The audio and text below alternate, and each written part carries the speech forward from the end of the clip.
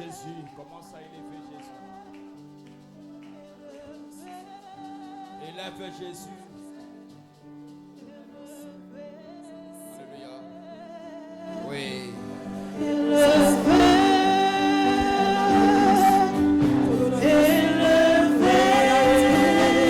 Commence à élever Jésus. Alléluia. Jésus-Christ, sois proclamé. Commence à proclamer. Jésus-Christ, en toi j'ai cru, en toi j'ai mis, en toi j'ai mis ma foi. Jésus, tu ne mens jamais, Jésus, malgré la situation de ma vie. Jésus-Christ, malgré la situation de ma vie, malgré les combats de ma vie, Jésus-Christ, tu sois élevé.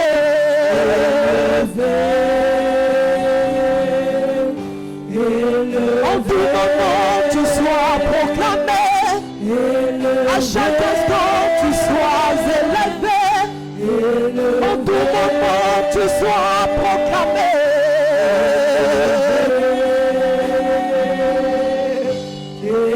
Dans mon église, tu sois élevé. Dans mon église, tu sois proclamé. Dans mon église, tu sois élevé.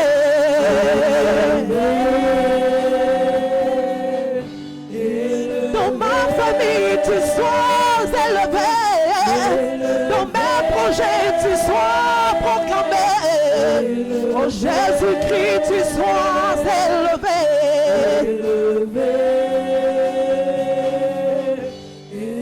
Je mets ma foi, tu sois élevé. Je fais comme un parcours, tu sois proclamé. Jésus-Christ, tu sois élevé. Merci, merci Jésus. Élevé. Merci Seigneur. Reste calme, reste calme. On va nous garder le fond sonore. Reste calme. Lorsque le Fils de l'homme sera élevé, il attirera tout vers lui.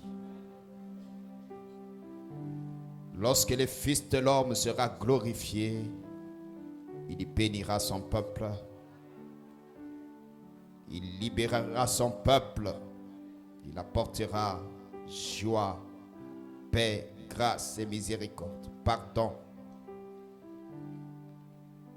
Que ce matin, le Christ te comble de tout. Que tu ne manques de rien. Es-tu malade? Trouve la guérison. Es-tu opprimé? Qu'il te libère. Qu'il te libère de toute oppression, de toute obsession, de toute possession. Que le Christ se révèle à toi ce matin. Oh, qui te redonne la joie, qui te redonne la joie, la paix que tu as longtemps cherché. Reçois-le, reçois-le, reçois-le. Au nom de Jésus-Christ, il est le consolateur des âmes abattues. Que le Christ soit ton consolateur ce matin au nom de Jésus-Christ. Il est le réconfort.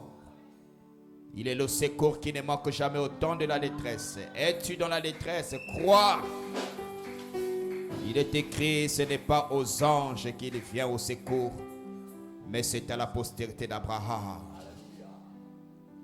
Que le Christ te délivre, qu'il vienne te secourir au nom de Jésus-Christ. Seigneur, merci pour ce moment. Il est écrit dans ta parole que dans leur détresse, tu leur envoyas ta parole et ta parole les guérit. Nous croyons ce matin, par cette parole, tu apporteras la guérison. Tu vas pouvoir bonder des plaies. Tu vas pouvoir, Seigneur, consoler, restaurer, guérir, car tu es Dieu. Règne à jamais, maintenant et de toute éternité. C'est dans le nom de ton Fils bien-aimé, celui qui a vaincu la mort, qui a vaincu le monde, qui a vaincu le péché, que nous avons ainsi prié le Seigneur Dieu. Amen. Nous acclamons le Seigneur.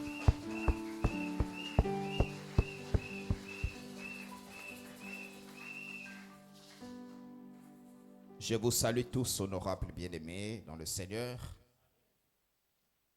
Recevez les salutations de votre humble frère que je suis, dans la joie, dans la paix du Seigneur.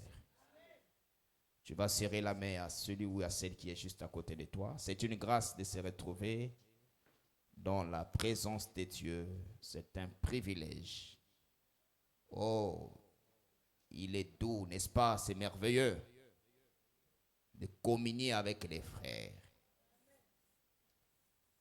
Notre amour fraternel ne va jamais périr. L'amour fraternel demeure. Parce que toute chose va passer, sauf l'amour. L'amour est éternel. Cette famille, c'est une famille éternelle. Nos parents, nos aïeux qui n'ont pas connu le Christ, le lien s'arrête quand la mort intervient. La mort physique. Quand la mort physique intervient, le lien avec les parents s'arrête. Mais le lien qui est entre les frères, entre les croyants, ne va jamais s'arrêter. C'est un lien éternel jusqu'à l'éternité. C'est pourquoi nous sommes la famille la plus heureuse, la famille la plus bénie, la famille la plus comblée de la terre.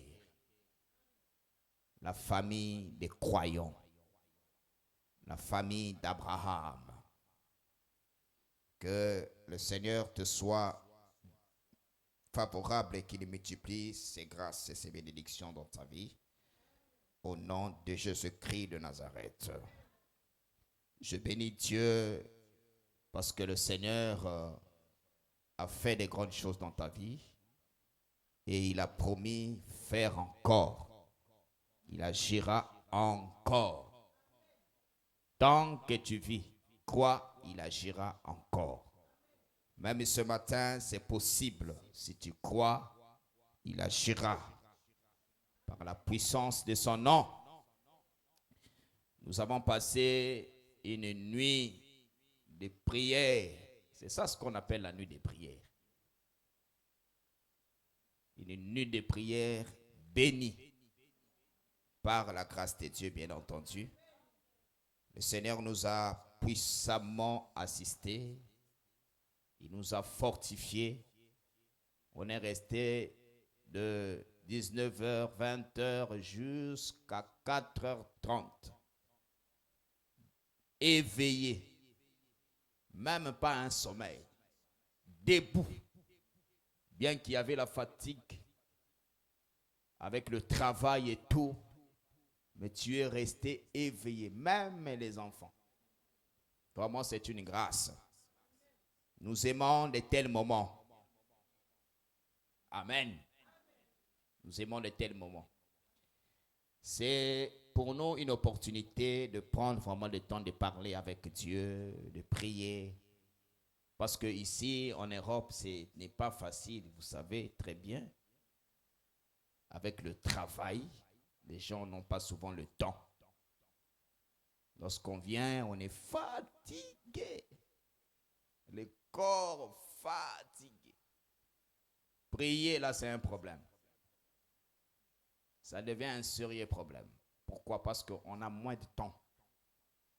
Vous voyez, même dans la semaine, c'est très compliqué pour toi. Bien que tu as envie, mais quand vous regardez bien, ce n'est pas normal. Hein? On devient comme un esclave. Le travail te rend vraiment esclave. C'est vraiment le roi Pharaon. Il t'impose vraiment.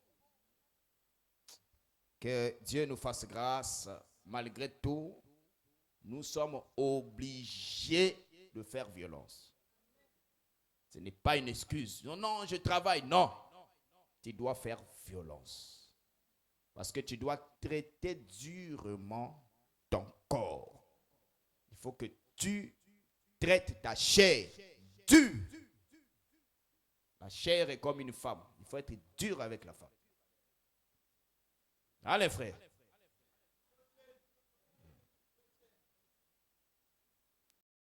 Avec la femme, c'est la rigueur.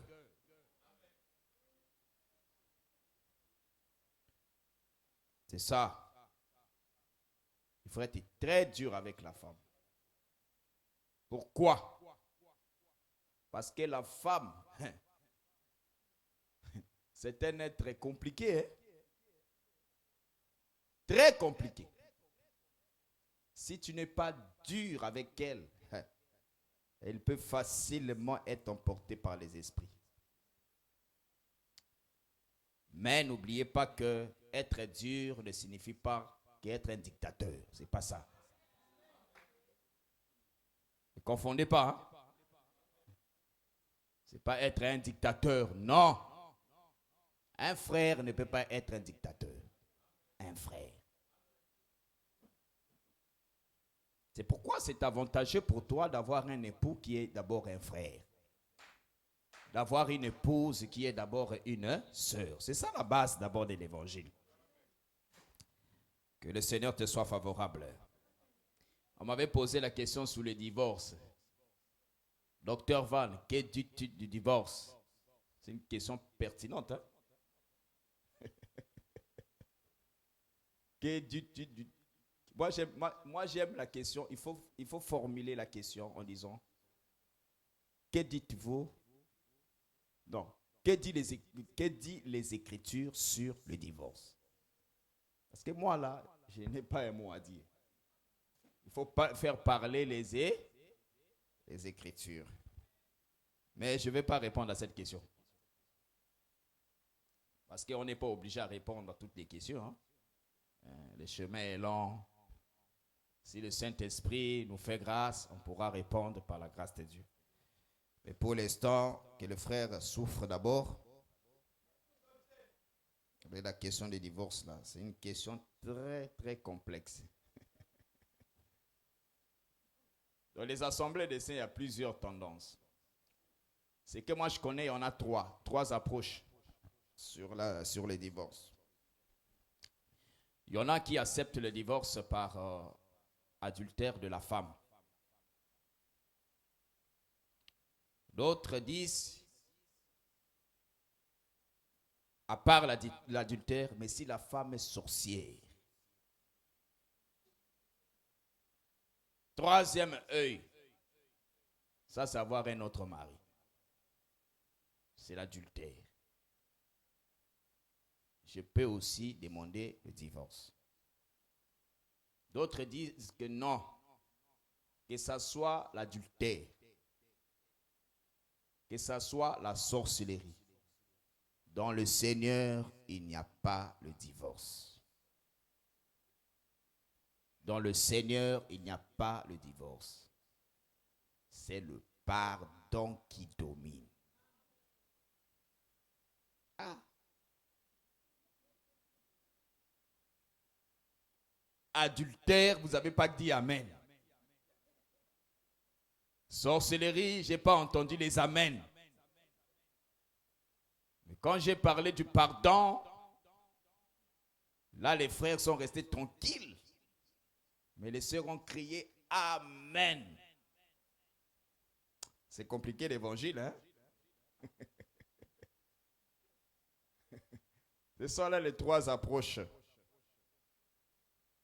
Une autre question, est-ce que les pasteurs sont compétents? Est-ce que Dieu leur a donné le mandat ou la compétence de séparer un couple? De déclarer que, bon, le mariage s'arrête. Ce sont des questions. Hein? Je laisse ça comme ça. Que le Seigneur nous soit favorable dans le nom de Jésus-Christ. Il y avait une question sur 1 Corinthiens chapitre 13, je pense bien. Il faut aimer l'enseignement. c'est la base de l'église. Prier, c'est bien. Hein? Être guéri, c'est bien. Le miracle, c'est bien. Mais tout ça, s'il n'y a pas l'enseignement, il n'y a pas le salut. L'enseignement, c'est la base. 1 Corinthiens chapitre 13, le verset... C'est quel verset encore? Le verset... La question, c'était... car nous connaissons, 1 Corinthiens 13, verset 9, car nous connaissons en partie et nous prophétisons en partie. Mais quand ce qui est parfait sera venu, ce qui est partiel sera aboli. Amen. La question disait que vous avez dit que Paul a tout. Il a tout dit. Il a tout prêché. Alors que le texte de 1 Corinthiens chapitre 13 déclare que nous connaissons en partie. Je voulais d'abord soutenir mes affirmations dans Actes des Apôtres chapitre 20. Actes chapitre 20. Je prends le verset, je vous ai dit tous les conseils de Dieu. C'est quelle écriture? Trouvez-moi ça, le verset. Je suis dans Actes des Apôtres chapitre 20. Voilà. Il appela. Le verset combien? Ok. 1 Corinthiens 20, le verset 27. Car je vous ai annoncé tous les conseils de Dieu sans en rien cacher. Je vous ai annoncé tous les conseils de Dieu. Donc Paul a tout dit. Quelle est l'écriture? C'est cette écriture. Maintenant, ce qui tue dans l'interprétation des Écritures, c'est le contexte. Lorsque vous lisez un texte, il faut tenir compte du contexte. Donc, quel contexte l'apôtre Paul, dans 1 Corinthiens 13, disait, nous connaissons en partie. D'abord, le chapitre 13 nous parle de quoi? Paul est dans un contexte des dons spirituels. L'exercice des dons de l'esprit dans l'assemblée. Amen. Vous prenez à partir du verset 1er, 1 Corinthiens chapitre 13, verset 1er. Quand vous allez lire, vous allez comprendre qu'il est dans les dons spirituels. Verset 2. Et quand j'aurai les dons des prophéties, la science de tous les mystères et de toute la connaissance. Vous avez vu la définition de la prophétie, hein? C'est la science qui étudie tout ce qui est mystère, tout ce qui est caché. C'est pourquoi je vous avais dit, les dons, les discernements, les esprits, c'est dans la prophétie. Parce que c'est un don qui révèle, n'est-ce pas? Qui dévoile l'esprit qui anime la personne. Le don des paroles de connaissance fait partie de la prophétie. Parce que la parole de la connaissance révèle la chose, mais beaucoup plus dans le présent. La prophétie, c'est beaucoup plus dans l'avenir. Ce qui arrivera. Amen. La prophétie, c'est ce qui arrivera. La particularité de la prophétie. Mais quand la prophétie te parle du présent, c'est ce qu'on appelle la parole de connaissance. Jésus, devant la femme samaritaine, tu as eu 5 maris. Ce que tu as maintenant, celui que tu as maintenant n'est pas ton mari. Tu as eu 5 maris. Celui que tu as maintenant n'est pas ton mari. Vous voyez? Ça, c'est le don de parole de connaissance. Mais le don de la prophétie va te parler des événements à venir. Ce qui arrivera. Assemblée, vous comprenez très bien? La prophétie englobe l'avenir, le présent, aussi le passé. La prophétie, le don de la prophétie, lorsque ce don opère, ce don peut aller prendre ce qui s'est déjà passé dans ta famille, quand même que tu n'étais pas encore né. Tu révèles ça. Que le Seigneur vous bénisse. La prophétie, c'est les mystères, la science de tous les mystères. C'est dans ce sens-là et de toute la connaissance. 1 Corinthiens chapitre 13, le verset 2.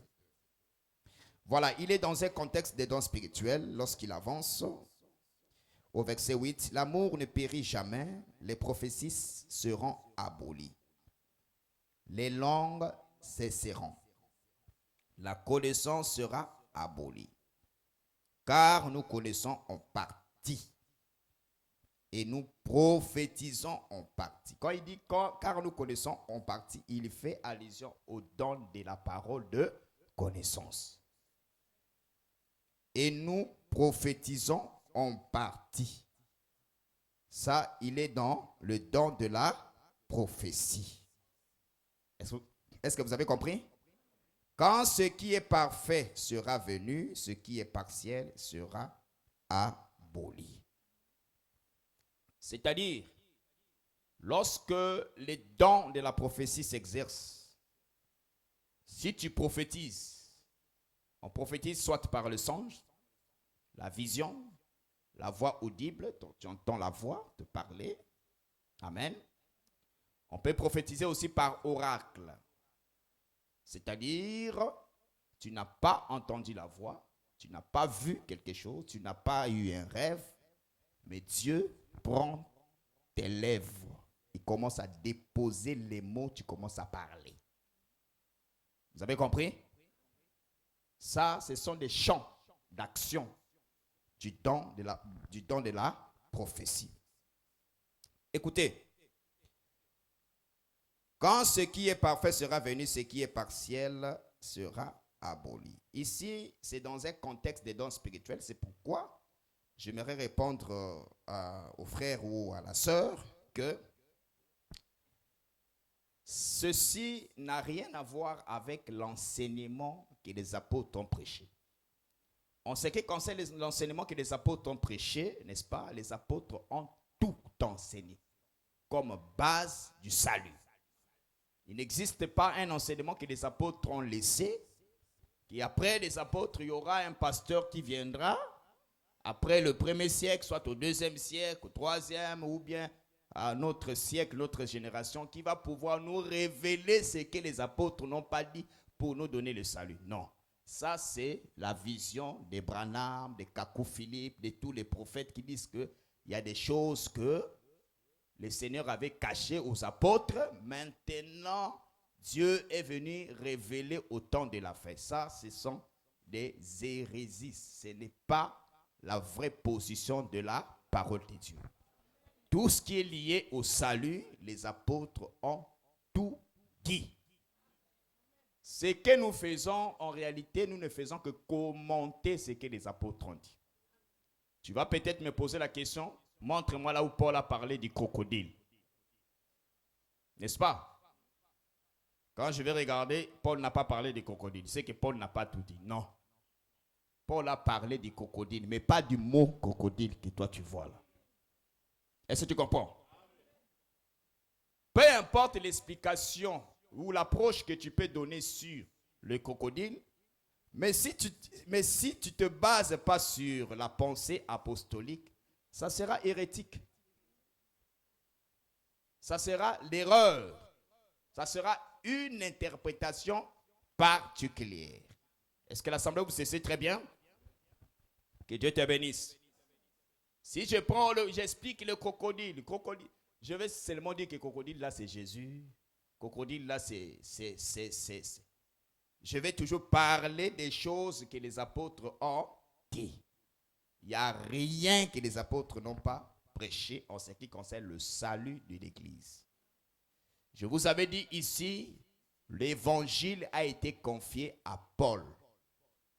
Voilà pourquoi il faut faire la différence entre les prophètes, le don de la prophétie au temps des apôtres, et les dons de la prophétie après les apôtres. Je m'explique. Le Seigneur considérait les apôtres aussi comme des prophètes. Je crois que je vous avais donné le verset. Les prophètes de l'Ancienne Alliance avaient pour rôle d'aller dans les conseils de Dieu, n'est-ce pas? Prendre la pensée du Seigneur et présenter au peuple comme l'ainsi dit l'Éternel. Est-ce que nous sommes ensemble? Tout ce que les prophètes prophétisaient ne pouvait pas contredire ce que Moïse avait déjà dit dans la Torah.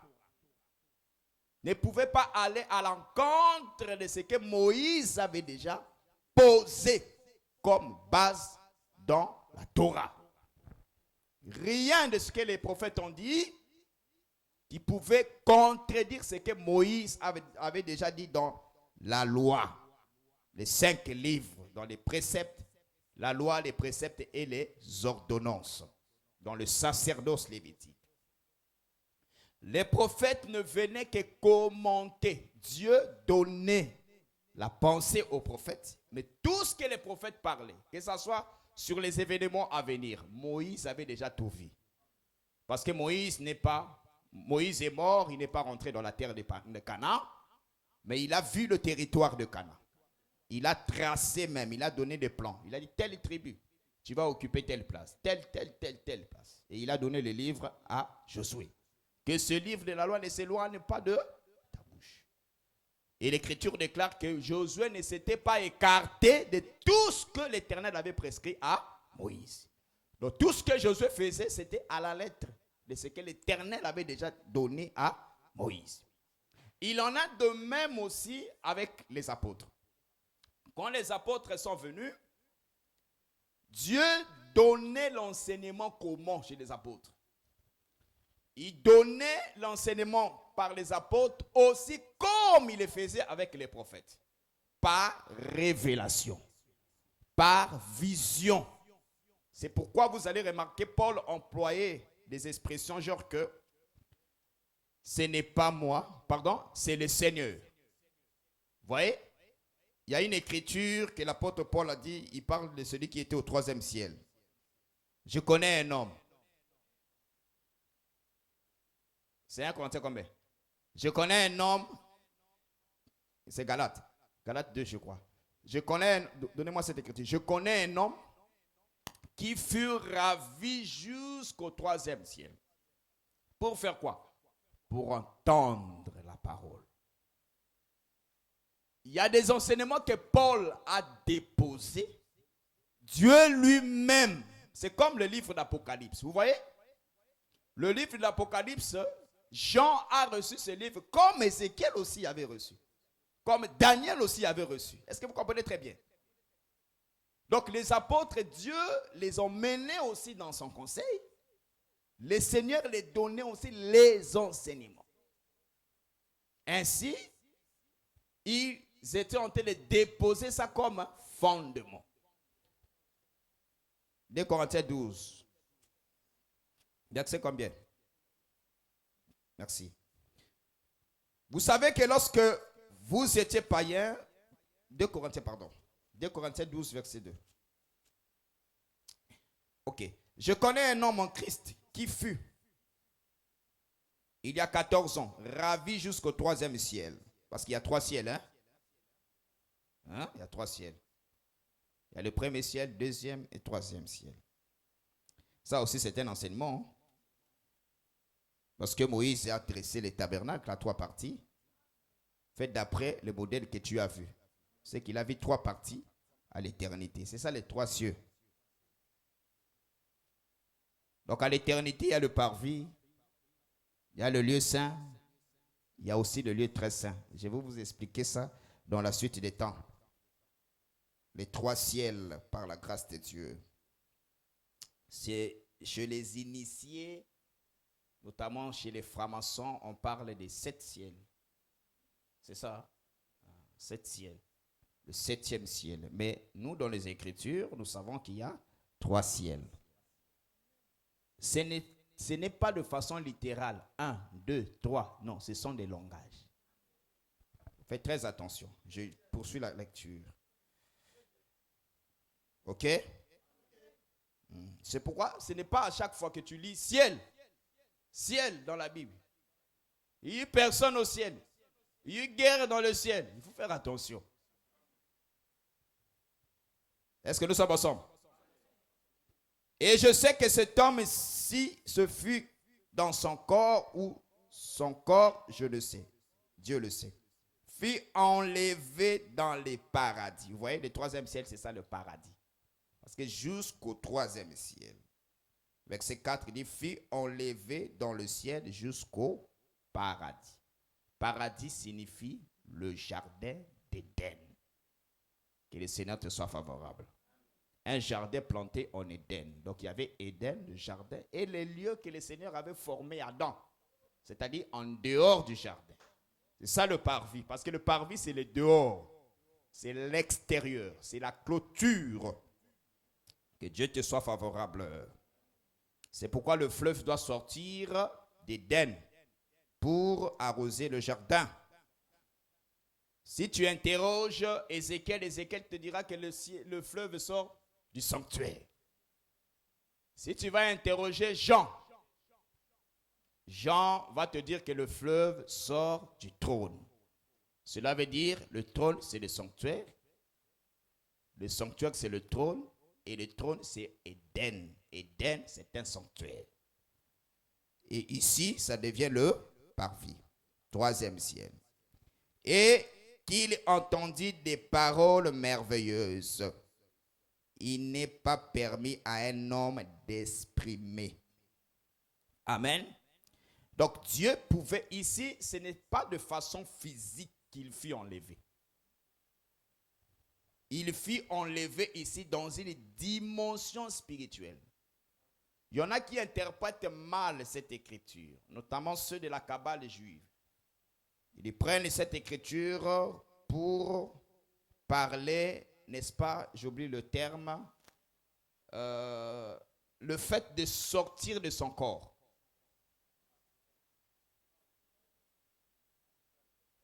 Voilà. Sortir de... c'est comme ça que les sorciers font. Hein?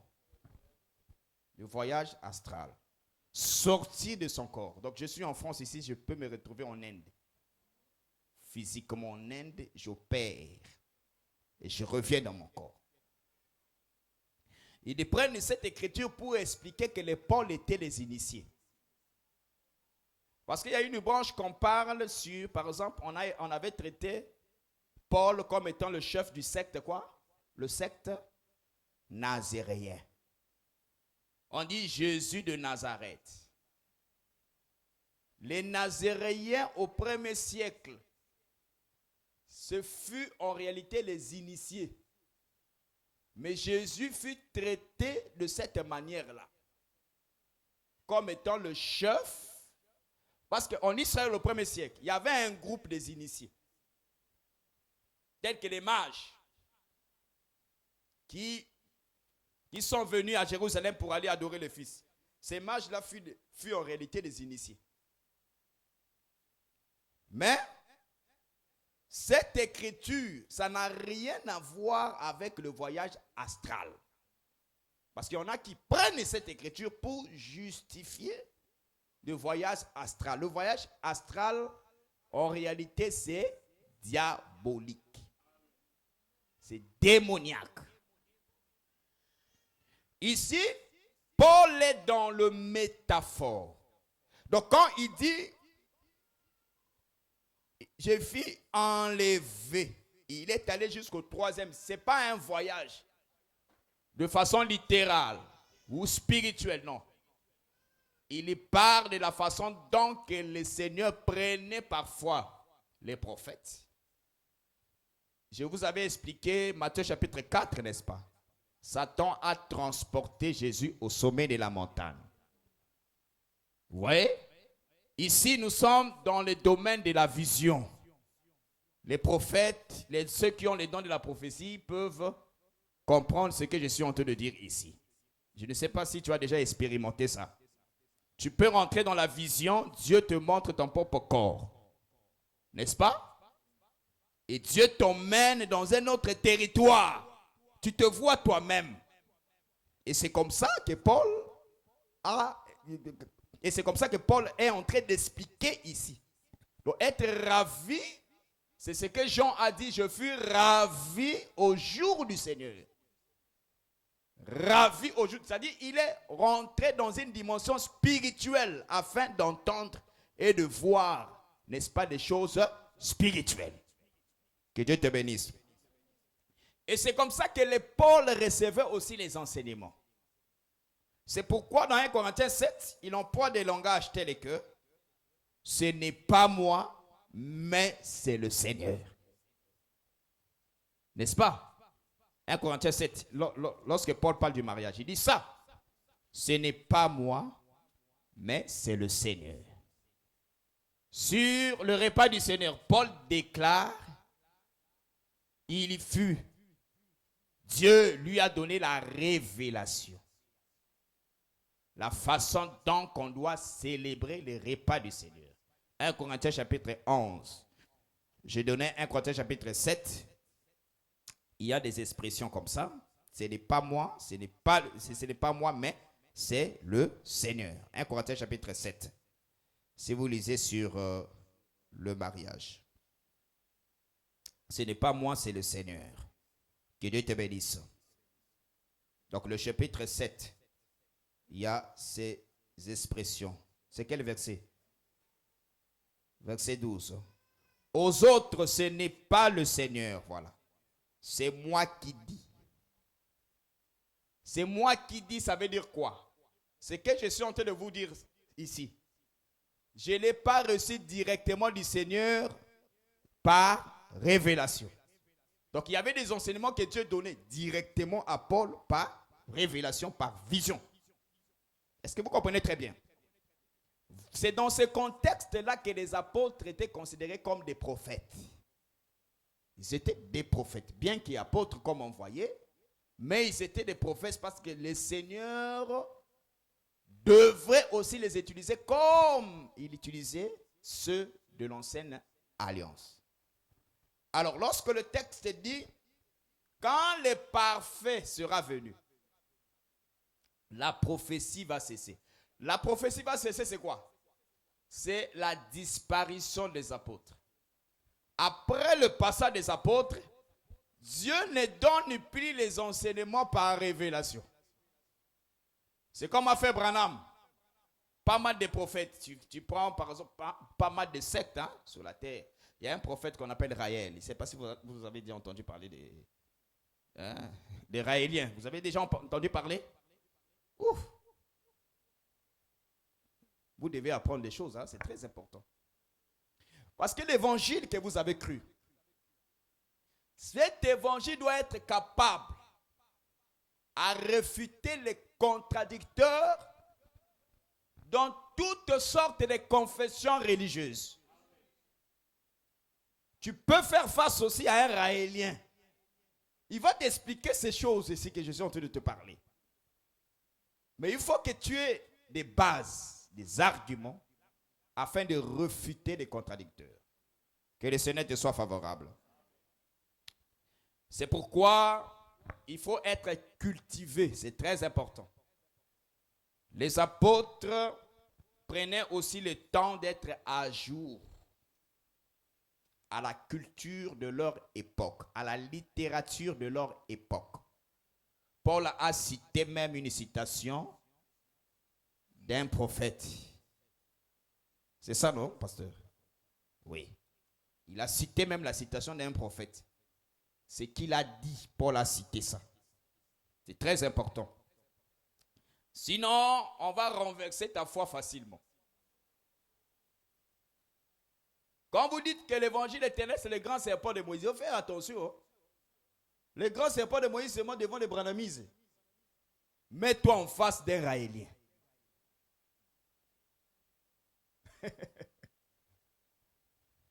Le grand serpent de Moïse, ça doit être dans tous les niveaux. Capable de renverser toute forme de confession religieuse. Que le Seigneur te soit favorable. Devant les théologiens, tu dois être capable de renverser les contradicteurs, les théologiens. Que Dieu te bénisse. Donc, vous avez compris que je démontre ici que quand les apôtres sont morts, après les apôtres ont vécu le 1er siècle. Donc, de Jésus jusqu'à la destruction totale du temple, à l'an 70, parce qu'un siècle égale à 100 ans, n'est-ce pas? L'an 70, après la destruction, le dernier apôtre qui était resté vivant, c'est Jean. Parce qu'il avait reçu le livre d'Apocalypse. Jésus lui-même avait dit que Jean ne va pas mourir, il doit voir sa venue. Je vais vous expliquer un jour la venue de Jésus selon les langages des apôtres. Jean a vu le Seigneur venir. Il a vécu parce que Jésus l'a déclaré. Il parlait d'un Jean, pas un Jean spirituel, un Jean physique. Je vous laisse ça comme ça. Je vais vous pousser à lire. Parce que ici, c'est la faculté d'interprétation. C'est l'école. Je vais vous pousser à lire. Ne soyez pas seulement des hommes et femmes de prière. Non, soyez des hommes et femmes aussi assidus dans les Écritures. Et c'est ça qui fera notre force. Que Dieu te soit favorable. C'est pourquoi d'autres sœurs pensent que l'affaire de la connaissance est l'affaire des frères. Non. Ça, c'est les frères. Moi, j'attends seulement prière. Prière. C'est bien. Mais les deux marchent ensemble. La parole et la prière. Les deux marchent ensemble. Que la paix soit avec toi. Donc, quand le parfait était venu, la prophétie a cessé. C'est-à-dire, Dieu ne parle plus. Il ne donne plus des enseignements après les apôtres. Tout a été dit. Le Seigneur a déjà clôturé la chose. C'est ça le contexte de 1 Corinthiens chapitre 12. Le Seigneur est venu détruire le temple, juger ses ennemis, qui sont les Juifs, ceux qui l'ont rejeté. Il est venu se venger le sang des premiers croyants. Les apôtres, les premiers disciples qu'on avait tués. Le Seigneur devait venir venger le sang de ses serviteurs. Et le temps de la vengeance a eu lieu. Luc chapitre 21. Écoutez cette prophétie. Je lis la parole du Seigneur. Chapitre 21, le verset 20. Lorsque vous verrez Jérusalem investie par des armées, sachez alors que sa désolation est proche.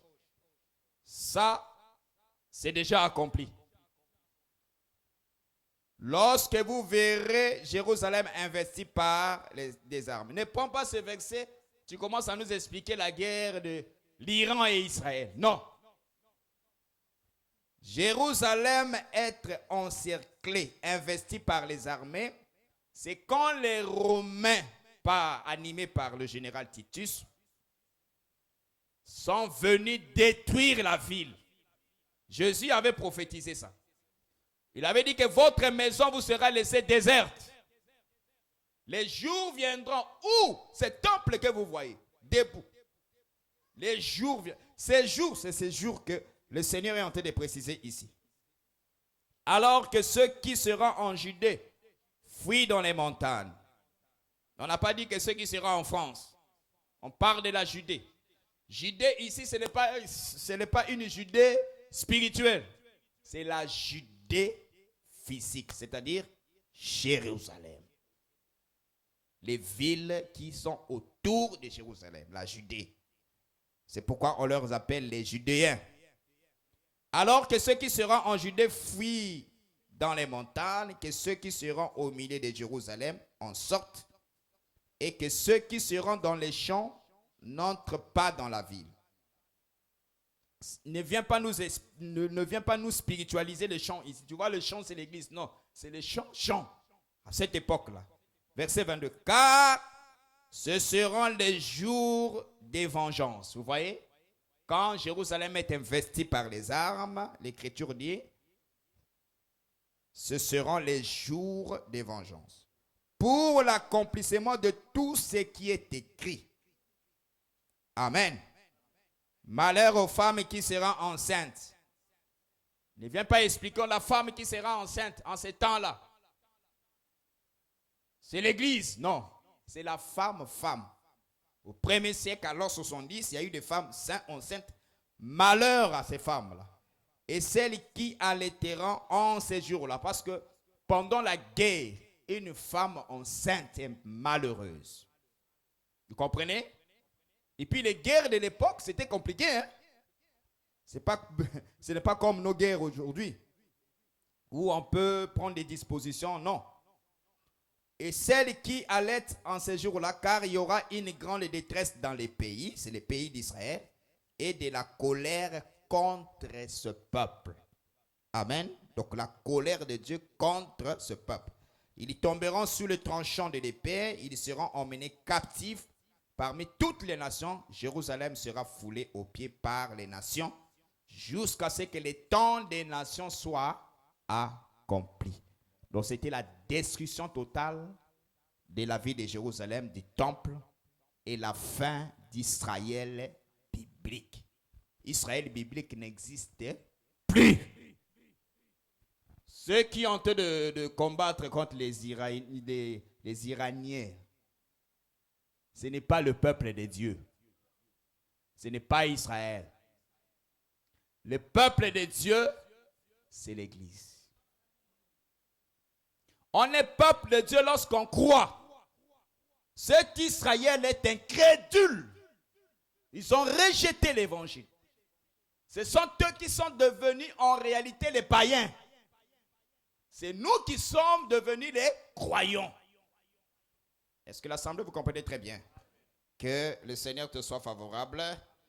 C'était pour préciser cette question, contextualiser ça, que la prophétie a pris fin quand les apôtres sont partis.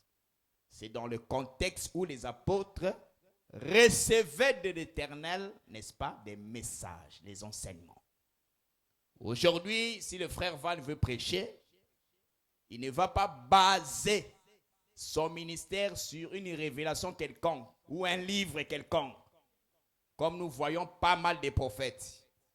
Vous voyez, Taz Roussel a reçu un livre. Taz Roussel a reçu un livre. Les prophètes de l'église des saints des derniers jours. Il y a aussi l'église des saints des derniers jours, vous savez. Hein? Comment on appelle ce prophète-là? Joseph Smith. Lui aussi, il a reçu une révélation. Où les anges, ils disent que les anges m'ont apparu. Là, les anges m'ont donné un message pour le peuple. Le temps où Dieu donnait le message par révélation, c'est le temps des apôtres. Après les apôtres, tous nous sommes appelés de répéter ce qui a été déjà donné. Parce que les apôtres ont tout dit et Dieu a mis le salut du peuple par la prédication des apôtres. En dehors de la prédication, parce que le Christ a dit, je prie non pas seulement pour eux, mais pour tous ceux qui croiront en moi par leur parole. Quiconque croit en Jésus doit entendre leur parole. C'est ça la base du salut. Quelqu'un ne peut pas dire que moi je crois au Seigneur. J'ai reçu Jésus dans ma vie. Il faut vérifier, est-ce qu'il y croit à leur parole? S'il n'y a pas la parole des apôtres, c'est qu'en réalité, tu n'as pas cru en Jésus. Ce fut là les sensations spirituelles. Que le Seigneur te soit favorable. Que Dieu nous fasse grâce afin que nous puissions garder ces choses. Deutéronome chapitre 20. Je lis la parole du Seigneur. Il est écrit ce qui suit. Deutéronome chapitre 20, le verset 19. Si tu fais un long siège pour t'emparer d'une ville avec laquelle tu es en guerre, tu ne détruiras point les arbres. En y portant la hache, tu t'en nourriras et tu ne les abattras point, car l'arbre des champs est-il énorme pour être assiégé par toi? Mais tu pourras détruire et abattre les arbres que tu sauras ne pas être des arbres servant à la nourriture, et en construire des retranchements contre la ville qui te fait la guerre jusqu'à ce qu'elle succombe. Que le Seigneur ajoute la compréhension sur la lecture de cette parole. Au nom de Jésus-Christ, acclamez très fort pour la gloire de Jésus-Christ. Gloire au Seigneur. La guerre de siège. Je vous avais dit que nous allons parler d'abord de la source ou l'origine de la guerre, de la parole de Dieu. Je crois que le dimanche passé, à l'intro, nous avons démontré que cette doctrine qui démontre qu'au ciel, il y a eu une rébellion d'un certain ange qu'on appelle Satan, qui a entraîné, n'est-ce pas, quelques anges pour combattre contre Dieu, et il a été précipité, chassé du ciel. Cette doctrine, les apôtres ne connaissent pas ça. Si tu veux connaître qu'est-ce qui s'est passé à l'éternité, interroge les apôtres. Interroge seulement les apôtres. Si les apôtres n'ont pas parlé de ça, ne viens pas nous inventer des choses ici. Est-ce que vous comprenez très bien? C'est un piège pour tout prédicateur aujourd'hui. La plupart des enseignements, ce sont des copies-collées. Les gens sont victimes, influencés par des dogmes. La doctrine selon laquelle rébellion dans le ciel, d'abord, les croyants antiques, les Hébreux, n'avaient pas cette doctrine-là. N'avaient pas cette croyance qu'il y avait eu rébellion au ciel d'un ange appelé Satan et qui fut chassé du ciel. Ils n'avaient pas cette doctrine. Ils n'avaient pas cette croyance. Mais cette croyance existait chez les païens, notamment à la Mésopotamie, dans les civilisations antiques. Cette doctrine existait déjà. Mais les Juifs ne connaissaient pas cette doctrine. C'est pourquoi quand vous lisez le livre apocryphe, il y a un livre apocryphe Enoch, le livre d'Enoch. Dans le livre d'Enoch apocryphe, vous trouverez la base, même la source de cette doctrine. Où on va te parler même des noms des anges. On te parlera d'un ange Satan appelé Azazel. On te parlera aussi des 4 anges. Michael, Raphaël et qui encore? Michael, Raphaël, Gabriel et qui? Le 4e, j'ai oublié. Michael, Raphaël, les termes là, vous n'allez pas entendre ça ici. Mais quand vous allez dans les kabbales juifs, je vous dis ces choses, frère. Parce que même la kabbale juive aujourd'hui est entrée dans les assemblées des saints. Vous ne le savez pas. Hein? Beaucoup de pasteurs, des prédicateurs des assemblées des saints, sont devenus des initiés. La plupart des pasteurs que vous voyez là, des églises éveillées, la plupart, ce sont des kabbalistes. Des gens initiés dans la magie. La kabbale juive, c'est une partie. C'est-à-dire que ce sont des juifs d'antique qui ont créé cette branche, mais dans une dimension spirituelle.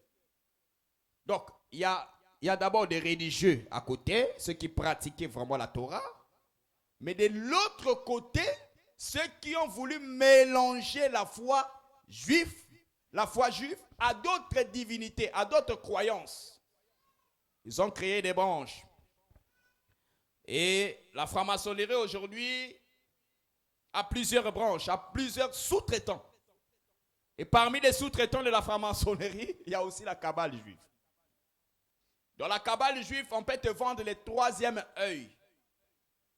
Donc tu achètes, on te donne les dents de la prophétie. Vous voyez les prophètes qui prophétisent là. Il y en a qui sont les initiés. Ils te donnent des prophéties. Tu vois tel que je te vois là. Tu es né le 26 novembre. Telle année. Tel ceci. Tel. Ils sont nombreux aujourd'hui qui ont basé leur ministère sur des prophéties. Et ils attirent la masse. Parce que plusieurs aiment les prophéties. Ils attirent la masse. Il y en a aussi qui ont reçu l'art de convaincre. L'art oratoire. Donc quand ils te parlent comme ça là, tu te dis qu'il parle bien, hein?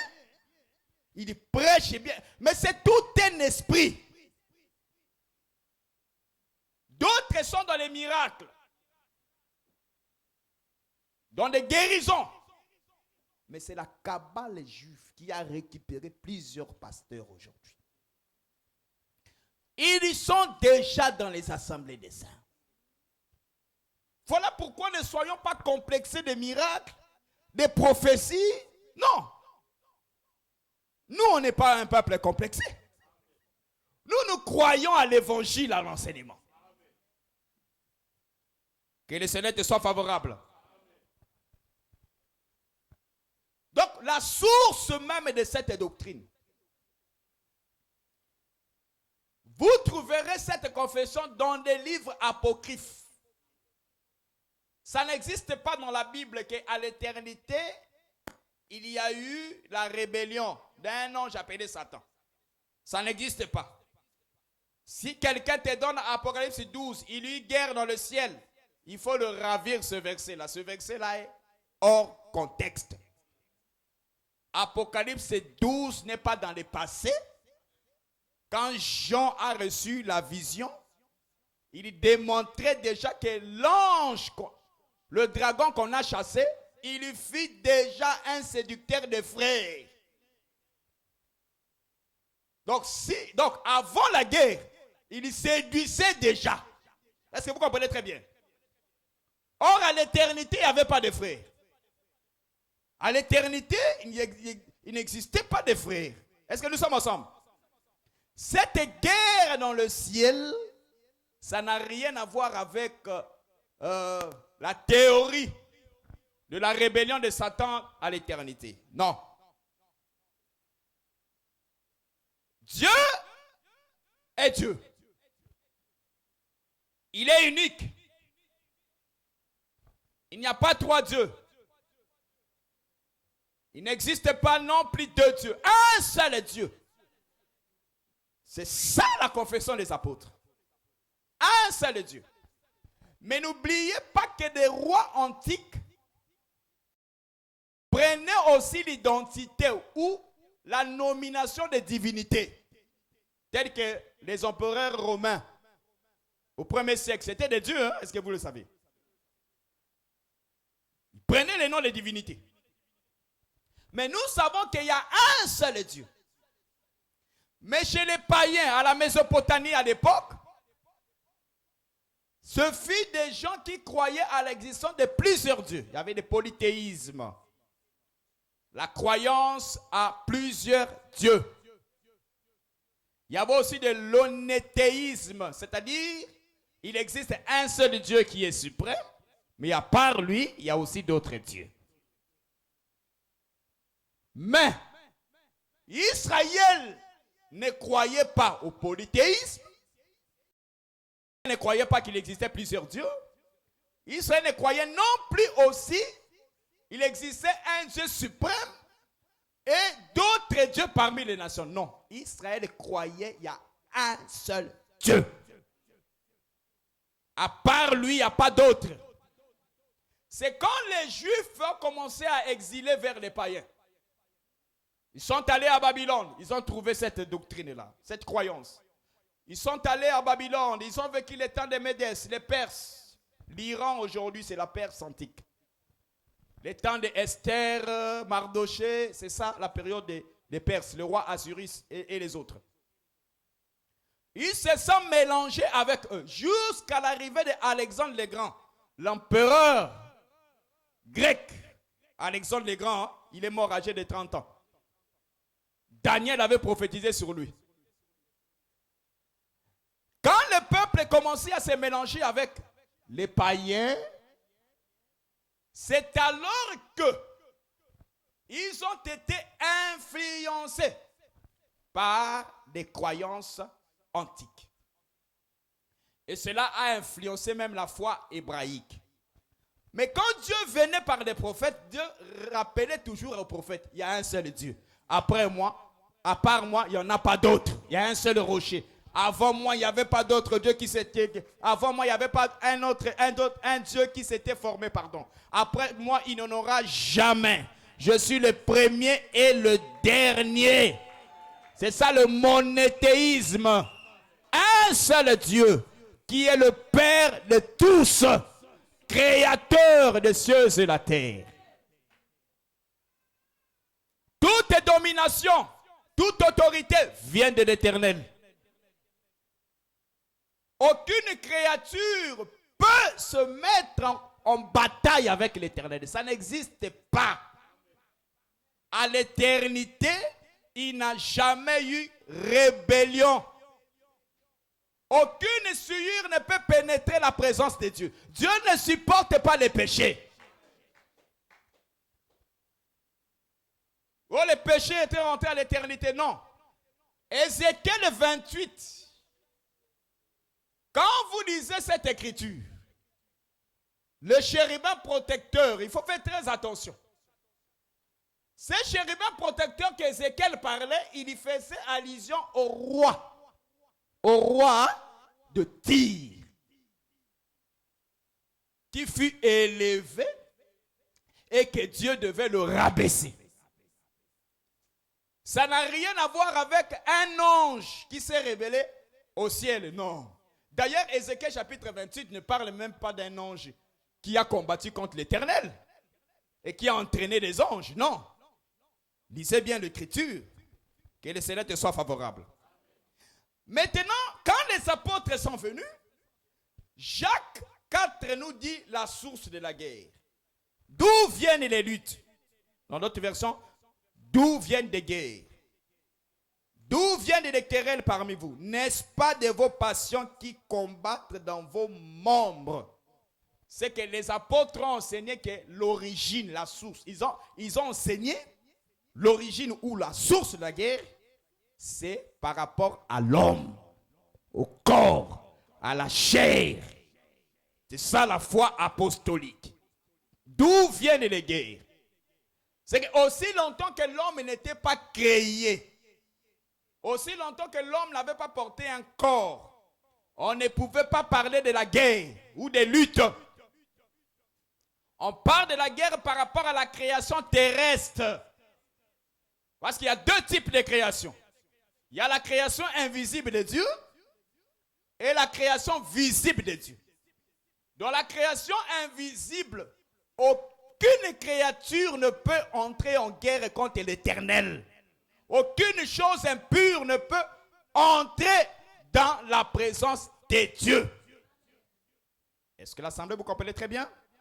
C'est dans la création visible où on voit les membres, où on voit le corps, que les apôtres ont positionné l'origine. Ils n'ont pas dit que d'où viennent les combats, d'où viennent les guerres. N'est-ce pas des esprits? Non. N'est-ce pas dans le ciel, à l'éternité? Non. C'est dans vos membres. Quand tu portes le corps, quand Adam a porté le corps, c'est alors que le Seigneur a commencé à tracer le chemin de la guerre. Le chemin du combat. Que le Seigneur te soit favorable. J'espère que nous croyons en cette écriture de Jacques chapitre 4. Gloire au Seigneur. Alors, dans la Bible, Dieu parle de plusieurs manières. Il peut parler de façon métaphorique, il peut parler de façon allégorique. Le Seigneur emploie des langages. Si tu ne saisis pas la façon dont il dépose la chose, tu vas t'échapper. Il va t'échapper. la pensée de Dieu te passera outre. Il faut rester dans la façon dont le Seigneur marche dans les Écritures. Écoutez, frère, je démontre ici que lorsqu'on parle de la guerre, d'abord la guerre, on peut parler de guerre lorsqu'il y a d'abord conflit. Hein? Est-ce que Satan peut rentrer en conflit avec Dieu? Parce que si tu dois être en conflit, il faut une certaine autonomie d'abord. Est-ce que nous sommes ensemble? Il faut une certaine autonomie. Satan, ange, dont vous avez été enseigné, si on peut parler de lui comme créature, toute la création invisible est sous la domination de l'Éternel. C'est pourquoi je vous avais donné la citation de Job. Lui qui était un prétendu qu'on avait chassé au ciel. Quand il a péché, on l'a chassé à l'éternité. Il fut précipité sous la terre. C'est comme ça, non? C'est comme ça, non? Si on va dans cette folie-là, mais comment expliquer? Il se retrouve dans la présence de Dieu en train de converser avec l'Éternel sans autre forme de conflit. D'où viens-tu? As-tu vu? Permets-moi. Est-ce que vous comprenez? Est-ce qu'il y a conflit? Il n'y a pas conflit. C'est qu'il n'a pas en soi d'indépendance. Il dépend de son Créateur. Dieu le maîtrise. Il le maîtrise comme ça. C'est sa chose. Ça, c'est une folie. Si tu entres dans cette dimension, tu ne vas plus craindre. Tu n'auras plus peur ni des esprits quelconques. Tu vas craindre Dieu. Lui qui détient la domination sur toutes choses. Il n'y a jamais eu conflit sur la terre. Pardon, au ciel, à l'éternité. Le ciel de l'éternité, je précise. Le conflit, c'est au niveau de la terre. Par le corps que Dieu a donné à l'homme. C'est pourquoi Jacques dit, c'est dans les membres, dans la chair. C'est là où il y a la source de la guerre. Que le Seigneur te soit favorable. Voilà pourquoi vous allez remarquer que on parle de guerre ou de combat lorsqu'il y a conflit. Lorsqu'il y a d'abord conflit. Un conflit qui engage une bataille, n'est-ce pas? Ça peut être deux nations, deux peuples, deux individus, ça dépend. Qui mobilisent même des armes. Amen. Le diable a quelle arme contre l'Éternel? Non. Il a quelle arme pour aller en guerre? Donc, vous prenez Dieu comme vos présidents qui sont dans les territoires là, qui peut avoir un rebelle quelque part qui l'intimide. Hein? Qui envoie des bombes. Ça, vous prenez Dieu comme on voit en Afrique, là, on crée une rébellion quelque part, telle que à l'est du Congo. Donc Dieu a créé, Dieu a un Nanga qui est là, il fait sa loi. Nanga fait la loi vraiment en RDC. Maintenant, Satan va faire la loi à l'éternité. Et vous blaguez avec Dieu, hein? Frère. Il va commencer comment? Il va prendre quelle arme pour attaquer le Créateur?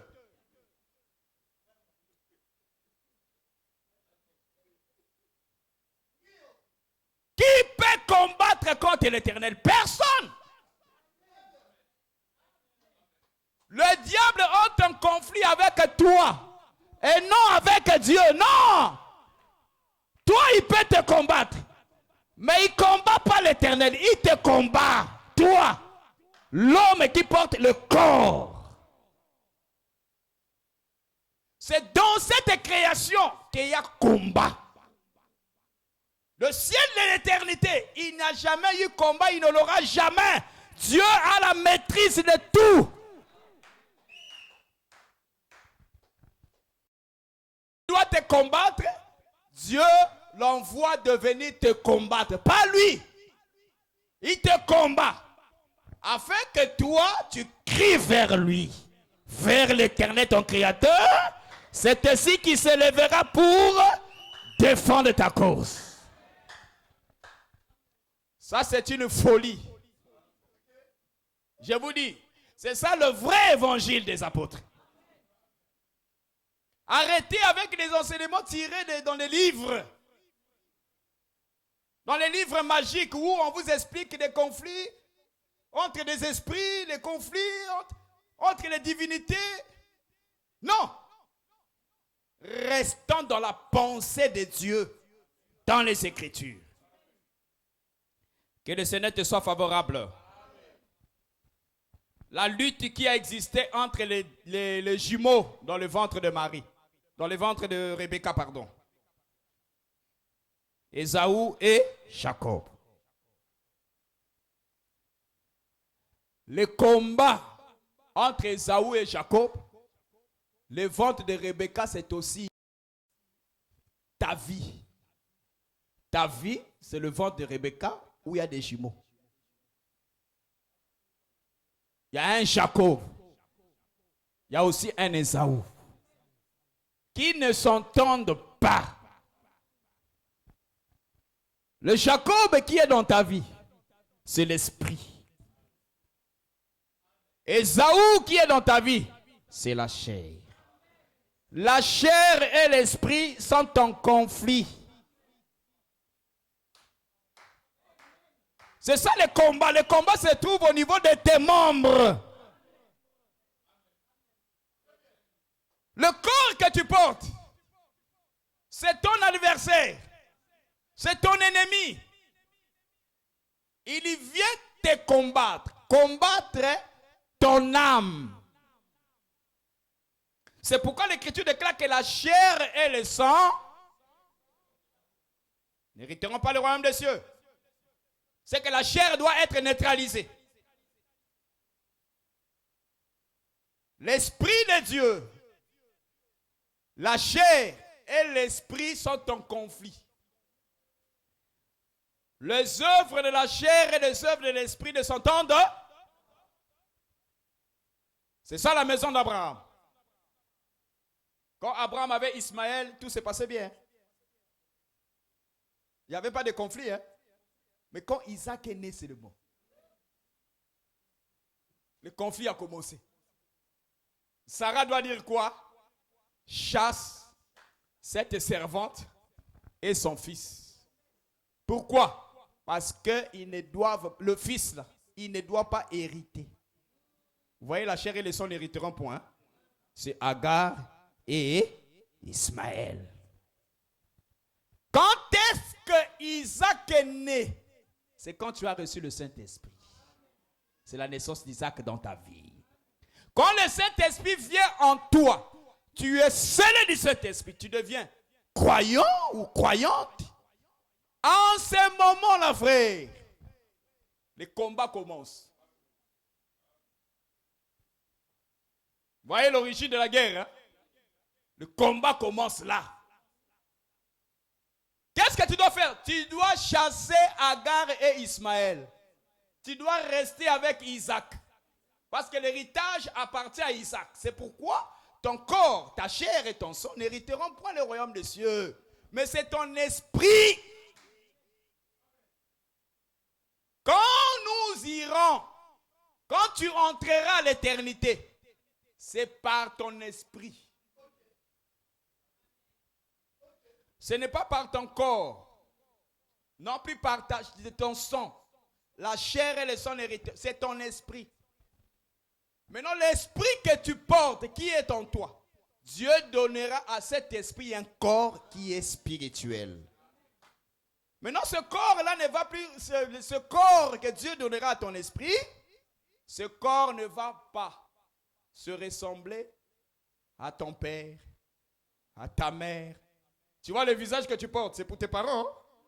Au ciel, tu n'auras pas ce visage-là. C'est pourquoi ça ne sert à rien de faire des débats de beauté. Toi, un frère, tu cherches la beauté. Il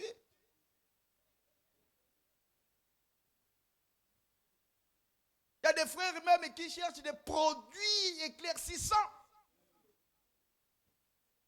Un frère. Produit, mais les étoiles. Non, non. Toujours avec. Ça, c'est l'esprit de complexe. Ne sois pas complexé. Que tu sois clair. Que tu sois, je ne sais pas comment. Sois clair de façon naturelle. Il est vrai que le climat peut faire de sorte que, parce qu'il y a des peaux qui dégradent aussi par rapport au climat, par rapport à l'eau, tout ça. Mais sois clair de façon naturelle. Pas dans l'esprit du complexe. Vous allez chercher des produits. Ça, c'est être charnel. Pour ne pas dire être païenne ou païen. Parce que c'est trop fort pour toi. Mais c'est la même chose. Si tu ne le sais pas.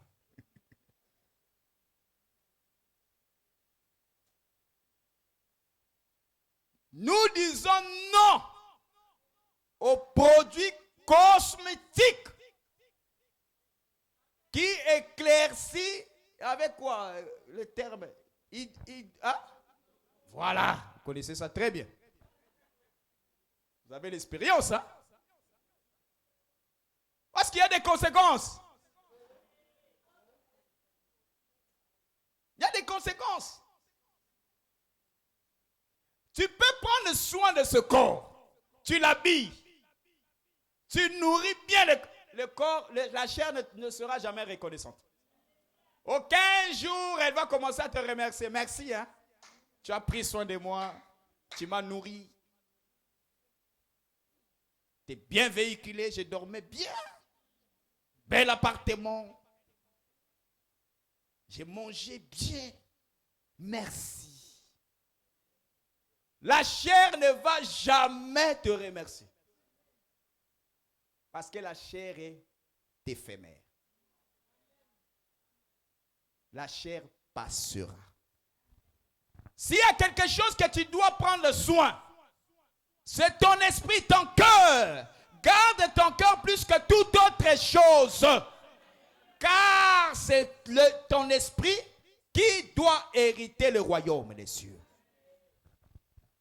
Avec ce corps, il faut le traiter durement. Il faut chasser Ismaël et Agar, c'est-à-dire crucifier les œuvres de la chair. Galates chapitre 5. Là, je suis dans ma veste d'enseignant. Galates chapitre 5, je lis la parole du Seigneur. Je dis donc, marchez selon l'esprit et vous n'accomplirez pas le désir de la chair. Car la chair a des désirs contraires à ceux de l'esprit. Vous avez vu la guerre, le conflit, hein?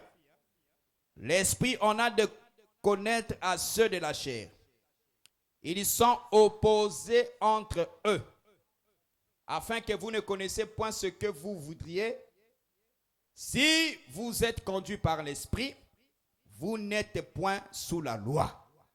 Or, les œuvres de la chair sont évidentes. Ce sont la débauche. Y a-t-il des débauchés ici? Levez vos mains. L'Éternel avait donné déjà la liste des gens qui n'hériteront pas le royaume des cieux. Il avait déjà fait la proclamation.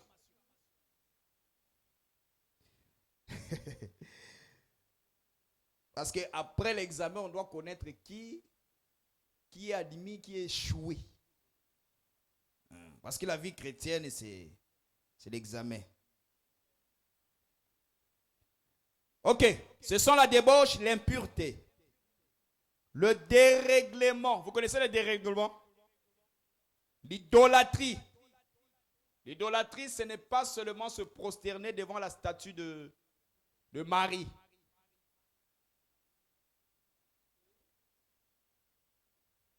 L'amour de l'argent. C'est l'idolâtrie. C'est ça la doctrine des apôtres. Hein? C'est pas seulement le port de foulard. Hein? Voile. Parce qu'il y a des femmes qui aiment l'argent. Pour l'argent, tu peux même livrer tes parties intimes.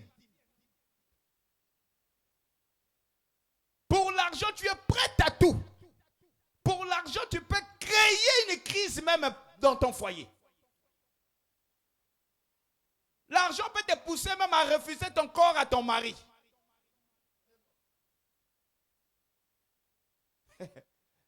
On a eu à traiter les dossiers comme ça. Les hommes traitent des dossiers. Où la sœur dit que s'il ne me donne pas l'argent de poche, donne pas.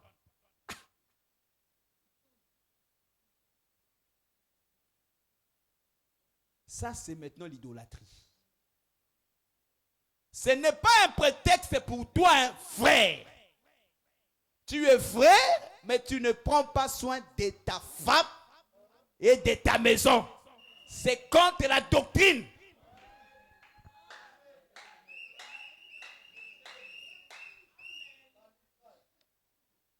Ce n'est pas un prétexte.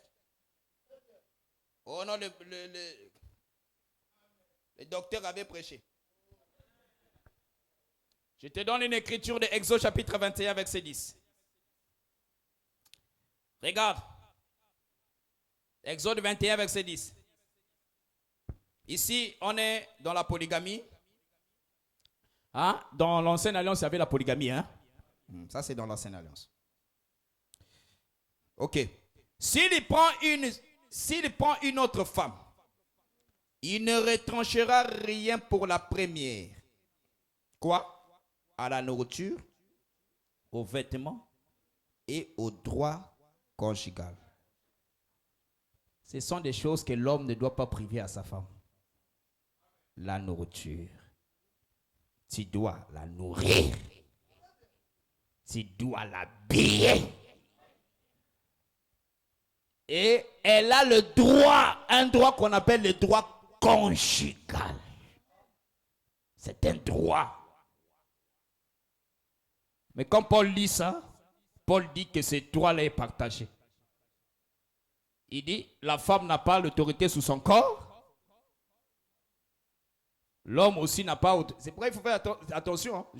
La femme ne doit pas avoir l'autorité sur le mari. Dans quel contexte? Dans le lit conjugal, elle a l'autorité. Ma soeur, vous avez vu, hein? L'autorité que Dieu vous a donnée. Il faut dire, moi j'ai l'autorité. Donc, c'est vice-versa. Le droit conjugal. Exode chapitre 21, verset 10. L'homme doit accomplir ses tâches. Amen les frères.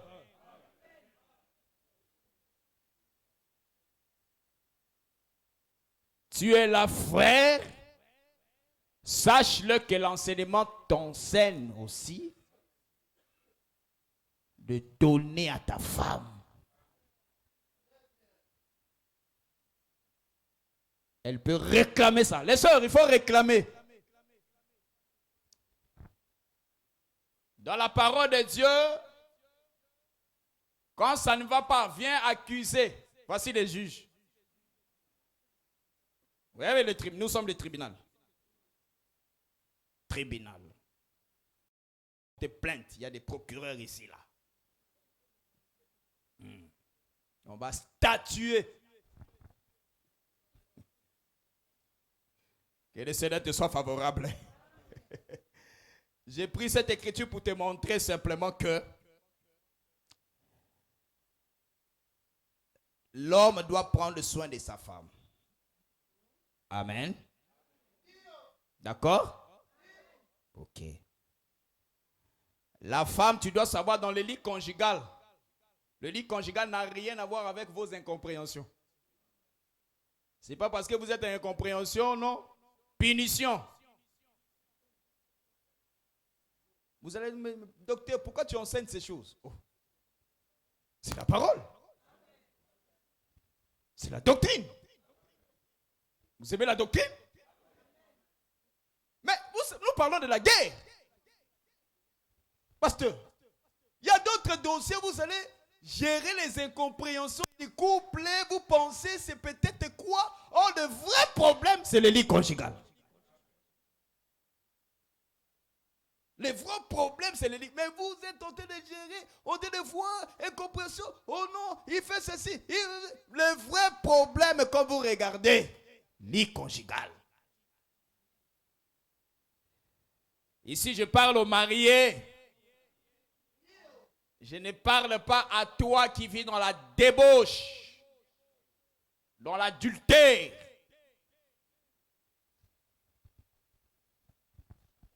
Oui, si tu n'es pas marié, tu n'as pas droit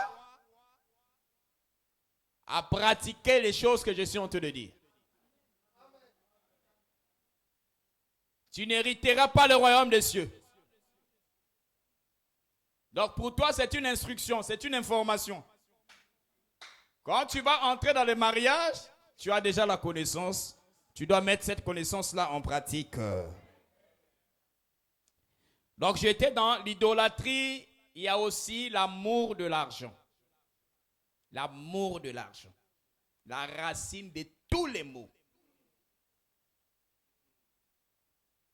Vous avez même des conflits, d'autres conflits dans les églises, entre les pasteurs. Parfois, c'est l'affaire d'argent. D'autres s'accaparent même de l'église, comme ça, ils bloquent l'église. C'est à cause de l'argent. L'amour de l'argent. C'est l'idolâtrie. C'est aussi un combat. Que Dieu vous soit favorable. Donc, nous avons démontré en un mot que à l'éternité, il ne peut jamais avoir un conflit entre un ange appelé, dit Satan, avec Dieu. Le combat, la lutte a commencé sur la terre. Quand l'homme a porté le corps, c'est dans les membres, c'est dans la chair qu'il y a combat. Est-ce que vous avez saisi très bien? C'est pourquoi j'ai démontré ce combat d'abord, c'est entre la chair et ton esprit. Que Dieu te soit favorable. J'ai pris l'exemple d'Ismaël et Isaac, d'Ésaü et Jacob. Et Galates 5 explique les œuvres de la chair et aussi les œuvres de l'esprit qui sont en bataille. C'est un conflit. Que Dieu te bénisse. Maintenant, toi, pour vaincre la chair, tu dois t'appuyer sur quelqu'un qui a la supériorité sur tout, l'Éternel des armées. Il faut avoir des armes pour combattre, pour neutraliser ton adversaire. Et je vais te démontrer les différentes sortes des adversaires que nous avons. Satan, on a le monde, on a aussi ta chair. Le corps que tu portes, c'est ton ennemi. Le corps ne t'aime pas, c'est ton ennemi. Il y a aussi le monde. Que le Seigneur te soit favorable. Acclamez très fort pour la gloire de Jésus-Christ. Nous allons nous arrêter là. Par la grâce de Dieu, parce qu'il est temps. Le Seigneur avait voulu qu'aujourd'hui que tu manges comme ça. C'est très édifiant, n'est-ce pas? Dieu avait voulu que tu manges comme ça. À chaque jour suffit sa peine. Cette parole est une puissance. Et je crois par le fait que tu l'as entendu, le Seigneur a résolu déjà ton problème. Au nom de Jésus-Christ. Si et seulement si tu le crois. Même ici, on ne t'a pas imposé les mains. Mais si tu crois à cette parole, c'est une puissance qui peut te libérer. Dieu, pour te guérir, il n'a pas besoin que tu bouges comme ça. Non. Tu peux rester comme ça, tu es normal, mais il y a des choses qui ont été de s'opérer en toi que tu ne peux pas voir. Que Dieu te bénisse richement. Acclamez glorieusement pour la gloire de Jésus-Christ. Shalom.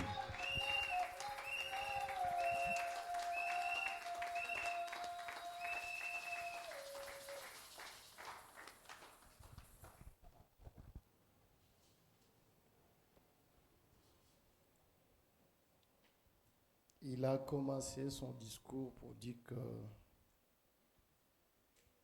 frère, il faut être dur envers les sœurs.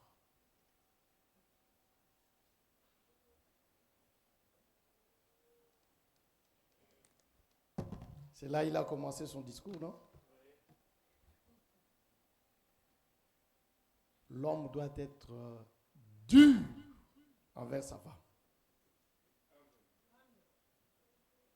Et quand il a commencé à expliquer, vous avez compris la femme dont il est question qu'on doit être dur envers elle. Envers elle. Là, frère José, frère Félix pensaient qu'il est exempt de cela. Mais or, on lui parlait. Parce qu'il a la femme avec lui. Voilà la femme. La femme. C'est ta chair.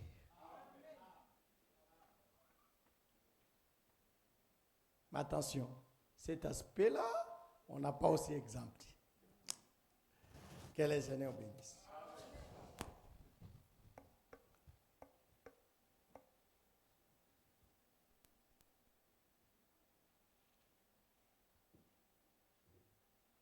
Il n'était pas voleur, mais il a été compté parmi les voleurs. Il n'était pas brigand, mais il a été compté parmi les brigands.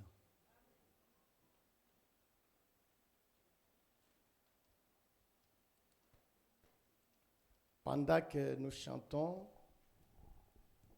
il a été mis parmi les brigands, parmi les voleurs. Tu passes avec tout ce que tu as amené pour le Seigneur. C'est que le Seigneur t'a donné, parce que c'est lui qui donne la semence au semeur. Voilà pourquoi il ne faut pas se déranger. Il y a d'autres frères et sœurs qui se dérangent. Il n'a pas l'offrande, il dit que je ne vais pas aller à l'église parce que je n'ai pas l'offrande. Mais toi, Dieu ne t'a pas donné. Qu'est-ce que tu vas donner? C'est lui qui donne, c'est celui que Dieu a donné. Bon, maintenant, comme Dieu t'a donné, venez aussi donner. Il a été mis parmi les voleurs. Il a été compté parmi les brigands. Mais cependant, il n'était pas un brigand. Passez rapidement.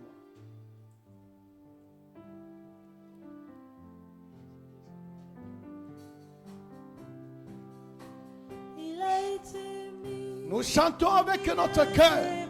Alléluia. Lui qui n'a jamais pratiqué la violence, il a été mis au milieu des brigands. Lui qui n'a jamais pratiqué la violence. Ça c'est l'amour de Dieu. Tout cela pour me sauver, me racheter dans son amour. Tout cela pour me sauver, me racheter dans son amour. Alléluia. Tout cela pour me sauver, me racheter dans son amour. Alléluia. Un Dieu merveilleux. Il a pris ma place. Alléluia. Il a été mis au milieu des voleurs. Lui qui n'a jamais pratiqué le vol. Il a été mis au milieu des voleurs. Lui qui n'a jamais pratiqué le vol. Quel amour que toi tu as mis au milieu des voleurs. Lui qui n'a pratiqué le vol. Tout cela pour me sauver, me racheter